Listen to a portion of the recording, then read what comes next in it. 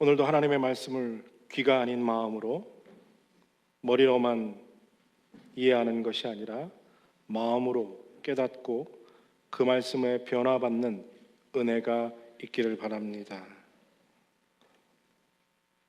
여러분들, 그리스도인은 다 변화받는 삶을 살아야 합니다. 예수 닮아가야 하지요. 성경에서도 예수 그리스도를 믿는 사람은 변화되어야 한다라고 강조합니다. 근데 어떻습니까? 사람이 좀처럼 바뀝니까? 여러분들 스스로를 한번 생각해 보시길 바랍니다. 여러분들 자신이 예수 그리스도를 닮아가는 변화, 이것들이 삶 속에서 매일 일어나고 있으십니까? 변화, change.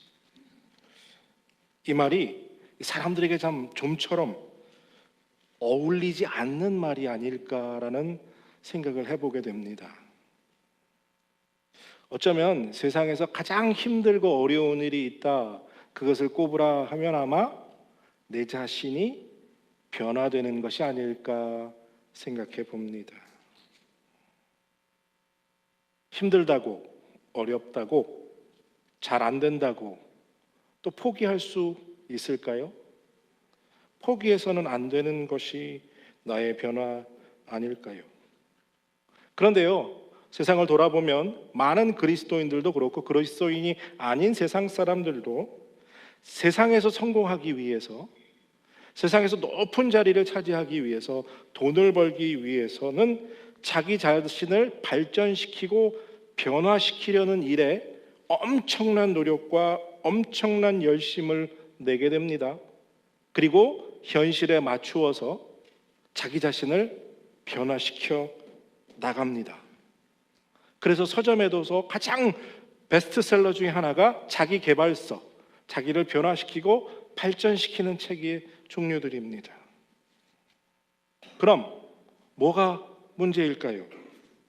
어떤 사람은 노력해서 애써서 변화를 이루고 바뀌는데 우리는 늘 변하지 않는다고 내 자신을 돌아보고 있는 모습,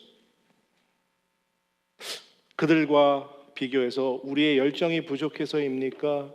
노력이 부족해서입니까? 무엇이 문제일까요? 어떤 사람은 자기의 삶의 일부분을 변화시키고 성공하고 발전하며 예수 그리스도를 닮아가고 있는데 또 어떤 부분에서는 변화되지 않는 이 문제, 과연 무엇이 문제일까요? 오늘은 그래서 메네 데겔 우바르신이라는 제목으로 그리스도인이 살아가면서 바라봐야 할 소망, 그래서 변화되는 삶은 무엇인가에 대해서 이야기를 좀 나눌까 합니다. 여러분, 그림 하나 보시기 바랍니다. 이 그림의 제목이 무엇일까요? 언뜻 떠오르십니까? 조금 더 도움을 드리기 위해서 그림 하나를 더 보여드리겠습니다. 이 그림을 보시면 이 그림의 제목이 조금 떠오르지 않을까 싶은데요. 맞추실 분 안 계십니까? 이 그림의 제목은 거위의 꿈입니다. 날개를 가진 새지만 날 수 없는 거위가 하늘을 날고 싶어서 꿈꾸는 모습. 근데 이 모습이 마치 오늘 우리의 모습과도 너무나 닮아 있다는 사실입니다. 날개를 가졌지만 날지 못해서 날고 싶은 꿈을 품은 거위, 예수를 닮고 싶은 꿈을 꾸었지만 세상에 매여 예수 닮아가는 길을 그저 꿈꾸기만 하고 아무것도 변화되지 않는 우리의 모습. 그리스도인들은 비록 이 땅에, 이 세상에 살고 있지만 육신의 한계에 매여 있지만 하늘의 시민, 본향, 천국, 그것을 소망하며 살아야 하는데 그 소망은 장례식이나 가야 기억이 날까 말까 할 정도로 아무 관계없이 살고 있는 우리의 모습. 예수 그리스도는 하나님의 아들이시며 독생자이시지만 가난한 몫으로 이 땅에 오셔서 평생 가난하고 불쌍하고 힘든 어려운 사람들을 위해 사셨고, 그렇게 가난하게 살다가 마지막에는 십자가 위에서 우리의 죄값을 위해서 죽으셨고, 그 죽으시기 전 모든 제자들에게 너희가 나를 따라오려거든 십자가를 지고 나를 따라오라, 즉 십자가의 죽음의 길로 함께 따라오라 명령하셨지만, 우리의 생각에는 십자가를 지고 예수님 따를 생각은 눈꼽만큼도 없는 거위의 모습. 잠시 그래 그렇게 살아보기로 해볼까라고 생각했다가도 세상에 동화되어서 또 세상의 모습으로 뒤뚱뒤뚱 인생을 걸어가고 있는 나의 모습. 이 내용들은 바로 철학자 키르케고르라는 사람이 그리스도인들을 거위로 풍자한 내용을 담고 있습니다. 그 글은 그래요. 목사 거위가 성도들 앞에서 성도 거위 앞에 이렇게 외칩니다. 여러분, 우리는 하늘을 날 수 있습니다. 그러면 거위가 머리를 숙이면서 아멘, 아멘. 하지만 예배가 끝나고 거위들은 언제 그랬느냐는 듯 자기 집으로 뒤뚱뒤뚱 걸어가면서 하늘을 날 수 있다는 생각만 품고 주인이 먹성 좋게 주는 맛있는 음식을 먹고 마시며 디룩디룩 포동포동 살이 쪄가 더 이상 날 수 없는, 영원히 날 수 없는 거위가 되었지요. 그리고 이 땅에서 주인이 주는 그 맛있는 음식을 먹으며 영원히 살 수 있을 거라는 생각 속에 빠져 있던 어느 날, 주인의 식탁 위에 목이 잘리고 발이 잘리고 아름답게 구워진 음식으로 올라서 있는 거위의 모습. 종종 그 많은 거위들 중에 그래도 나는 하늘을 날 수 있다, 그리고 이 하늘을 날라 하나님이 즉 예비된 땅으로 걸어갈 수 있다라고 그 생각을 품고 목사의 말을 들은 거위들 중에 고민해 보는 거위들도 가끔은 있었지만, 그래도 모두 현실에 만족하며 그렇게 포동포동 살을 찌워갔던 거위들. 언젠가 찾아올 죽음을 대비하고 하늘을 날아갈 생각을 하지 않고 그냥 지금 당장 주인이 주는 맛있는 음식을 먹으며 즐거움에 빠져 있었던 거위들. 얼마나 닮아 있습니까? 내가 변해야 세상이 변화될 수 있다, 그것이 우리의 사명이다 라고 다 알고 있지만 현실의 내 자신은 가눌 수 없는 세상 풍파 속에 내 몸도 가누지 못하며 늘 실패의 연속을 경험하게 됩니다.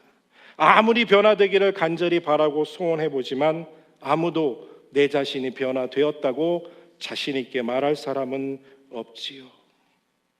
혹 가끔 은혜 가운데 예배드리고 하나님을 바라보리라 작정하며 주일 교회 문 밖을 나서기도 가끔은 했습니다.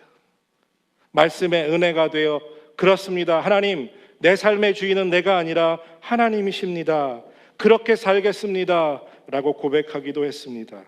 하지만 월요일부터 시작되는 정신없이 밀려오는 세상 풍파 속에서 내 중심 잡는 것차 힘들고 어려운 삶을 살다가, 그렇게 살다가 말씀에 씨름하고 거룩함과 씨름할 시간조차 없이, 여유조차 없이 한 주간을 보내고 또 주일 예배에 앉아 똑같은 고백과 똑같은 결단, 이것들이 반복되기를 한 달, 두 달, 그렇게 시간이 지나가 보다 보면 나도 하늘을 날 수 있다라고 외쳤던 거위처럼 나도 예수 닮아갈 수 있다라고 외치기만 하고 아무 변화가 없는, 더 이상 내가 그것을 도전하는 것조차가 무의미한 현실이 느껴지며 우리 모두는 절망하게 되지요. 그러면서 이런 고백을 합니다. 난 안 돼. 나 같은 사람이. 난 죄인이니까. 사람이 변할 수 없지. 40년, 50년, 60년, 70년 이렇게 살았는데 뭐 그냥 이렇게 살다 가지. 지금 여러분들의 심정이 바벨론 포로로 잡혀 있던 이스라엘 백성의 심정과 별다르지 않다는 것을 오늘 본문에서 깨닫게 됩니다. 포로 생활을 하며 죽을 고비를 수도 없이 많이 넘겼던 그 사람들, 하나님의 은혜로 다니엘과 세 친구가 그 바벨론의 놀라운 기적들을 베풀어서 그 위대한 왕 느부갓네살이 하나님을 인정하고 하나님을 찬양하는 놀라운 역사가 일어났었습니다. 그렇죠? 풀무불에 들어가도 죽지 않는 그 기적을 보였습니다. 왕이 미쳐도 7년 동안 밖에 있다가 돌아와서 멀쩡해질 것이라는 놀라운 기적 같은 꿈의 역사들도 일어났습니다. 그런데 현실은 아무것도 변한 것이 없지요. 우리의 삶도 아무것도 변한 것이 없습니다. 그러나 실망하지 마시길 바랍니다. 낙심하지 마시기 바랍니다. 왜냐하면 다니엘서에서 주는 메시지가 바로 그것입니다. 하나님을 믿는 사람은, 하나님의 사람은 그 어떤 경우에도 결코 실망해서는 안 된다. 실망하지 말라라고 우리에게 말해줍니다. 실망하지 말고 포기하지 말라고 말합니다. 사단은 우리가 실망하기를 바랍니다. 그래서 실망하고 포기하고 그냥 대충 그렇게 그럭저럭 살라고 우리를 유혹합니다. 여러분들, 다니엘서 5장에 시작되는 환경은 이전보다 사실 더 끔찍합니다. 이 상황은 느부갓네살이 죽고 그의 아들이 2년 동안 왕위를 통치하다가 느부갓네살의 사위에게 암살을 당합니다. 그리고 그가 왕이 되어서 네그리시냐라는 사람이 4년 동안 다른 왕권을 가지고 통치하게 되지만 4년 후에 또 그도 자기의 왕권을 빼앗기게 됩니다. 세 번째 왕은 겨우 9개월 왕위를 지키다가 왕권을 뺏기게 되고요. 네 번째 바벨론의 왕이 된, 그리고 바벨론의 마지막 왕인 나보니두스라는 사람이 왕위를 차지하게 됩니다. 이렇게 짧은 시기에 많은 왕권이 바뀌면서 바벨론의 정국은 늘 불안정했지요. 그래서 그 불안정한 정국을 안정시키기 위해서 이 나보니두스라는 사람은 느부갓네살의 딸과 결혼하면서 자기의 정통성을 가지려고 합니다. 그리고 그 사이에서 태어난 아들이 바로 오늘 본문에 기록된 벨사살 왕입니다. 그래서 벨사살 왕은 아니었지만 느부갓네살의 손자였습니다. 왜 벨사살이 왕이 아니라고 말하느냐 하면요, 아버지 나보니두스라는 사람이 오랫동안 전쟁터에 나가 있었습니다. 그래서 내정을 맡길 책임자가 필요했고, 그래서 아버지가 아들 벨사살에게 내정을 맡기며 이 바벨론을 통치하게 했지만 실질적인 왕은 아니었습니다. 나보니두스는요, 그 바벨론 왕으로서 신흥 강국 메데 바사와 정말 숙명의 운명의 전쟁을 10년 넘게 치르고 있었습니다. 전세는 점점 바벨론에게 불리한 상황이 되었습니다. 그래서 오늘 본문에서 보면 벨사살이 거대한 잔치를 베풀게 되지요. 예루살렘 성에서 가져온 은과 금의 그릇을 가지고 나와서 잔치를 베풀고 1000명이나 되는 아주 귀족들을 불러서 놀라운 잔치를 벌립니다. 왜냐하면 아직 바벨론은 건재하다, 우리나라는 강성하다라는 것을 보여주기 위한 정치적인 목적이 있는 파티였습니다. 바벨론의 왕궁의 가장 핵심에 있었던 그곳에서 하나님의 기적들이 일어났었습니다. 놀라운 능력이 베풀어 보여졌었습니다. 그런데 그 놀라운 일들에게서 샀던 사람도 영향을 받지 못했습니다. 아무도 변화되지 않았고 아무도 좋아진 것이 없었습니다. 잠시 느부갓네살이 하나님을 인정했지만, 그래서 잠깐 포로 생활이 편안했을 때도 있었지만, 기적이 주는 감동, 기쁨은 아주 잠시였을 뿐 포로 생활로 고단한 삶은 변함이 없었고, 바벨론의 왕가는 계속해서 교만으로 가득 찬 죄악들만 저지르고 있었던 상황입니다. 이스라엘 백성은 여전히 죽음의 문턱이 자기들 코앞에 있었습니다. 언제 죽을지 모르는 현실은 바뀌지 않았다는 것이죠. 이스라엘 백성의 입장에서 보면 다니엘서 5장의 현실은 거의 절망적입니다. 언제 끔찍한 이 포로 생활이 끝날 수 있을지 기약할 수가 없었어요. 하나님이 그렇게 놀라운 일을 행하셨음에도 여전히 포로 생활을 해야만 했습니다. 실망하고 포기하고 싶었을 것입니다. 이스라엘 백성이 딱 오늘 우리 심정 아닙니까? 여러분들 조금 편안하게 살만하게 됐다 생각했는데 또 환란이 찾아오지요. 젊어서 생고생해서 돈 좀 벌어 이제 편히 살겠다 생각했는데 웬걸 여기저기 고장나고 여기저기 아프기 시작해 끊임없이 몸이 아파오지요. 조금 편안할까 싶었는데 이제는 좀 회복이 되었나 싶은데 또다시 아픔과 문제가 찾아옵니다.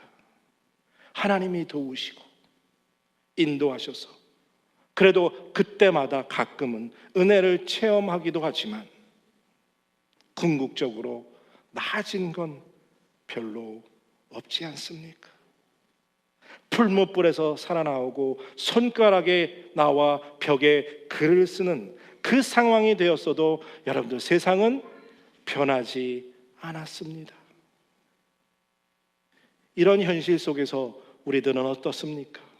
매주일 그리 대단하지도 않은 설교 듣고 예배 시간에 은혜를 받을 때도 있지만 머리는 딴 데가 있고 딴 마음 생각으로 1시간 앉아 있다 돌아가는 아무런 기적이 나타나지 않는 평범한 삶을 살고 있는 우리의 삶이 내가 변화될 수 있다는 생각은 어쩌면 기적보다 더한 것 아닐까요?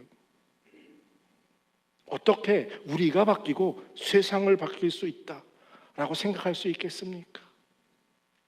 그래도 저도 청년 때는 부흥회 수련회 참석해서 은혜 받고 하나님 체험했다 생각했지요. 그런데 그러면 뭐 합니까?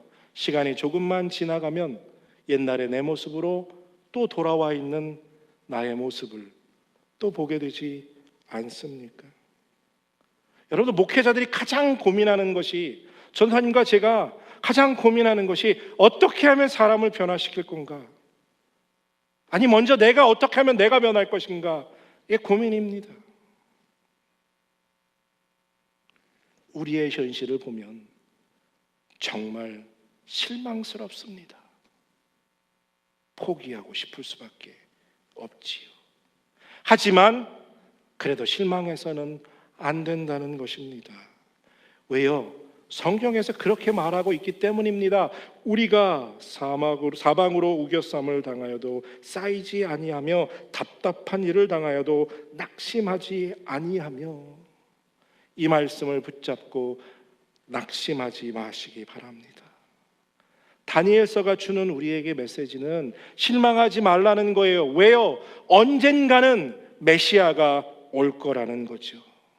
메시아가 찾아와서 이스라엘 백성을 포로 생활로부터 벗어나게 할 것이라는 것입니다. 사단의 포로 생활에 잡혀 있는 우리를 언젠가는 예수님께서 오셔서 하나님의 사람으로 영광스러운 모습으로 거룩한 모습으로 언젠가는 변화시켜 주실 것이라는 그 약속을 믿고 실망하고 좌절하지 않는 여러분들 되시기를 바랍니다.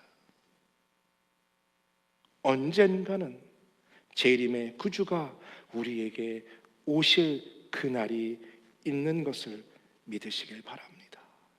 그리고 씨름하고 애쓰며 하루하루 예수 닮아가기 위해 몸부림치며 살아야 합니다. 포기해서는 안 된다는 거죠. 변화되지 않고 아무것도 바뀌지 않아도 내가 하나님의 소망을 품고 하루하루 씨름하며 예수를 향해 달려 나아가야 합니다. 견뎌내야 합니다.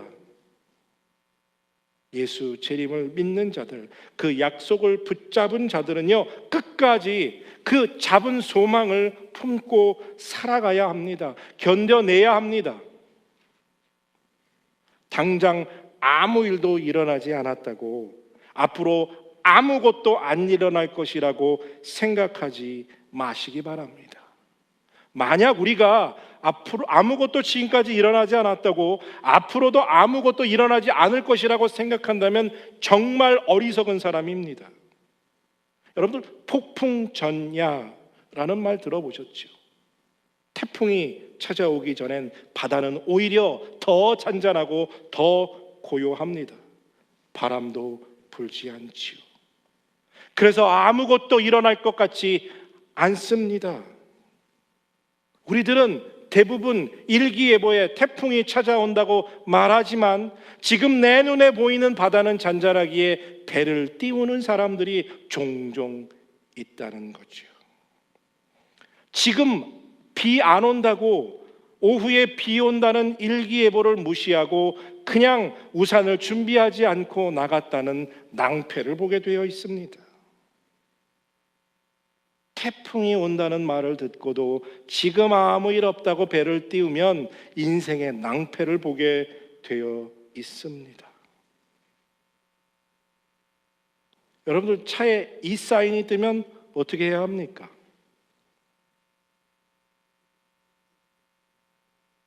빨리 근처에 있는 게스테이션으로 가야지요.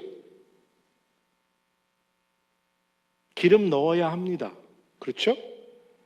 이 사인은 얼마 있으면 이 차에 기름이 떨어집니다. 계속 달리다가는 이 차가 섭니다. 라는 경고 사인입니다. 그런데 저는 이 사인이 나와도 최소한 60마일은 그냥 걱정 없이 다닙니다.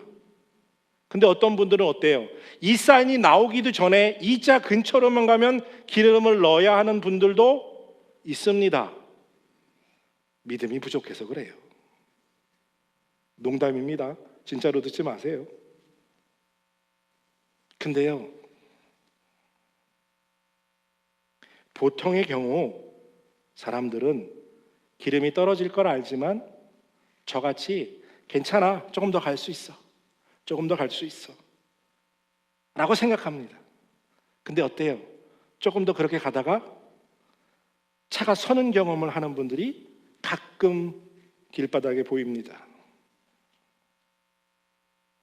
여러분, 사람은 누구나 죽습니다. 그렇죠? 그런데요, 인생은 이렇게 차가 경고등이 들어오는 것처럼 내가 죽을 날이 얼마 안 남았다 사인이 들어오면 얼마나 좋을까요? 죽을 걸 알지만 다른 사람의 죽음은 빨리 오지만 내 죽음은 영원히 안 올 것 같이 삽니다. 그래서 멈출 때가 있다는 걸 알지만 나는 그대로 갑니다.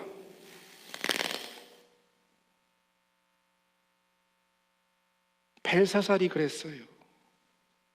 오늘 밤이라도 하나님이 부르시면 가야 하는데 아직 여유 있다고 생각합니다. 그래서요, 다니엘이 벽에 쓴 그 글귀를 해석해 주었는데도 엎드려서 회개하거나 하나님께 용서를 구하지 않고요, 멀쩡히 서서 왕노릇합니다. 다니엘에게 상 주고요, 그리고 잔치가 계속됩니다. 자기에게 넉넉한 시간이 남아있다고 생각했던 것이죠. 하지만 벨사살은 그날 저녁 메대 바사 다리오 왕에게 죽음을 당하고 바벨론은 영원히 역사 속에서 멸망하게 됩니다. 다니엘서는 이 메대 데겔 우바르신이라는 메시지를 통해서 우리에게 소망을 전해줍니다. 메네라는 말은 셈하다, calculate, 계산하다라는 뜻입니다. 그래서 메네 두 번을 반복한 건 아주 자세하게 셈을 했다는 거예요. 아주 자세히 벨사살의 삶을 하나님이 들여다보셨다, 계수하셨다. 즉 하나님의 불꽃 같은 눈동자로 그의 삶을 들여다보셨다는 거예요. 그래서 차에 기름이 떨어지는 empty sign 같이, 자, this is time, stop 이란 말입니다. 세상의 그 누구도 하나님의 불꽃 같은 눈동자를 피할 수는 없습니다.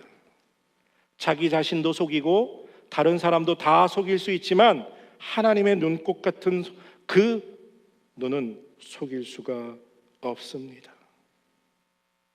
우리들의 삶 전부를 현미경 들여다보시듯이 하나님이 다 들여다보실 것입니다.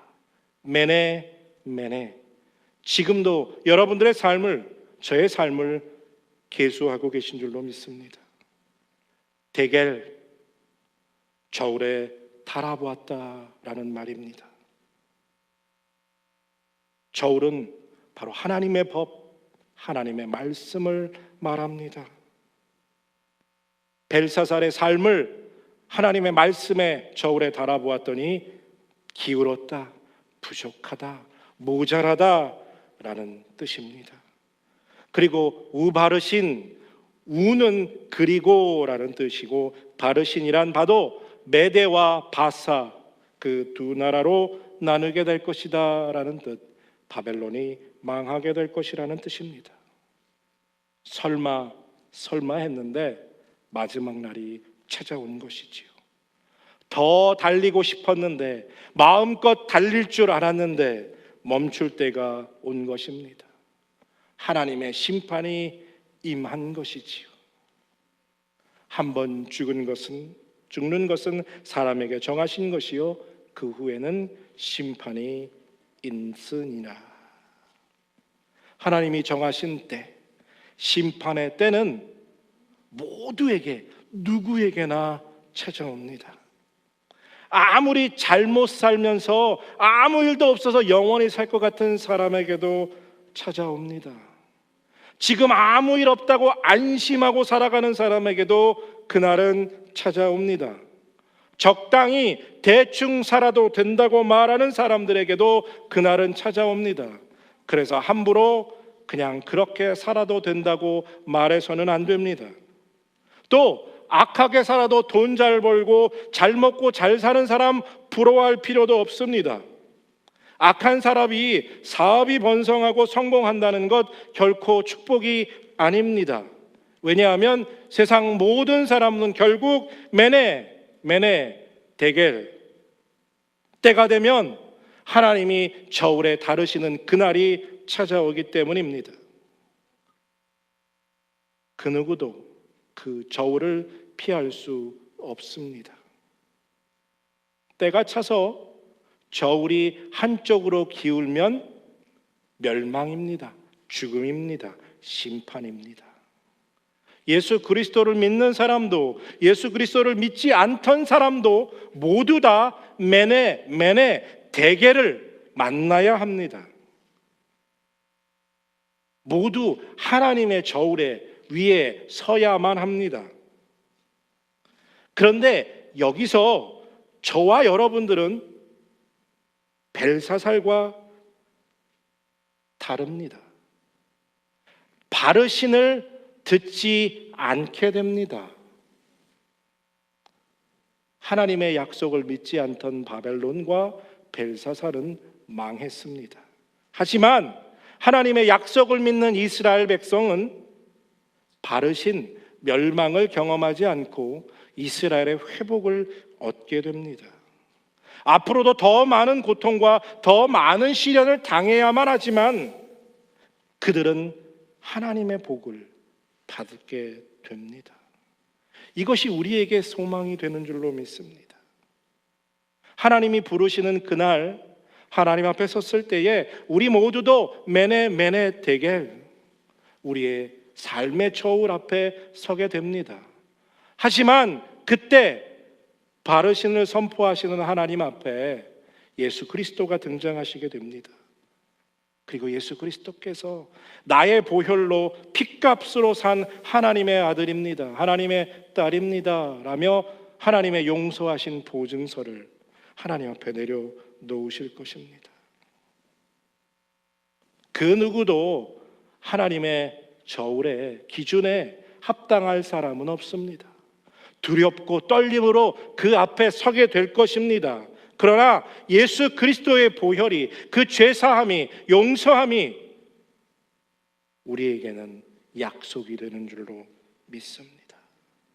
그래서 예수님 때문에 영원한 천국, 영원한 상급과 기쁨이 있는 그 나라, 그 천국에 들어가게 될 줄로 믿습니다. 영원한 안식, 천국의 소망이 있다고 바르신 그 무서운 심판을 피했다고 여러분들 막 살아도 된다는 뜻 아닙니다.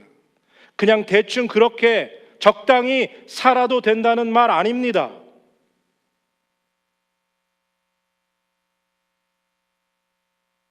지혜로운 사람은 이 말씀을 기억해야 합니다. 여호와여, 나의 종말과 연한의 어떠함을 알게 하사 나로 나의 연약함을 알게 하소서.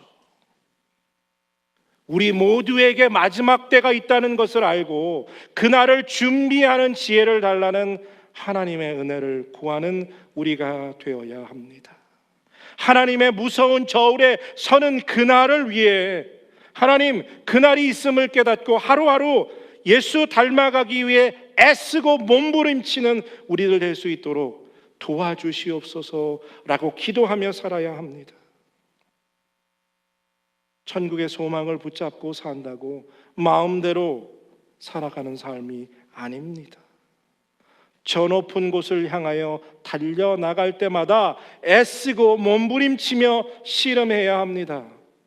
때로는 그 몸부림침에 무릎이 까지기도 하고 손바닥이 까지기도 하고 피 흘리는 아픔을 경험할 수밖에 없는 때가 올지도 모릅니다. 그러나 우리는 계속해서 포기하고 실망하지 않고 영원한 천국의 약속의 소망이 있음을 알고 그 길을 걸어 나아가야 합니다. 비록 이 땅의 삶은 고난과 고통의 연속이지만 천국의 소망을 품고 승리하는 우리 모두가 되기를 바라고 또 축복합니다.